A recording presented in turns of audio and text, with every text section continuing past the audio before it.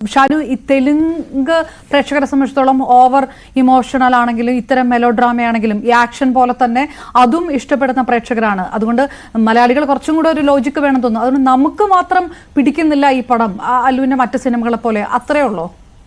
അങ്ങനെ ചോദിച്ചു കഴിഞ്ഞാൽ ഇപ്പോൾ മലയാള സിനിമേനെക്കാട്ടി ഏറ്റവും നല്ല ഹൈപ്പോടി വരുന്നത് ഈ തെലുങ്ക് പടവും മലയാള പടവുമാണ്. മലയാളമല്ല തമിഴ് പടമൊക്കെയാണ്.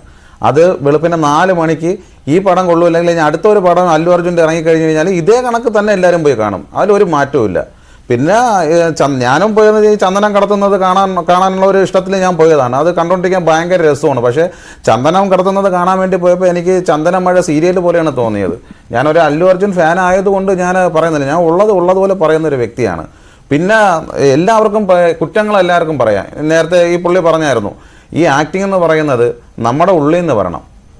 പക്ഷെ ഒരു സിനിമ എടുക്കുന്ന കഷ്ടപ്പാട് എന്താണ് ഏതാണെന്നുള്ളത് ഞാൻ ജൂനിയർ ആർട്ടിസ്റ്റായിട്ട് പോയിട്ടുണ്ട്. അപ്പോൾ എനിക്കറിയാം ആ ഒരു കഷ്ടപ്പാട് എന്താണെന്ന്. ആ ഒരു സിനിമ ഔട്ട് ഇറക്കുന്നവരുടെ കഷ്ടപ്പാടും വേദന എന്താണെന്ന് അറിയാം. നമുക്ക് പലതും വലിച്ചു വാരി പറയാം, പക്ഷെ നമുക്ക് ഇഷ്ടപ്പെടില്ല.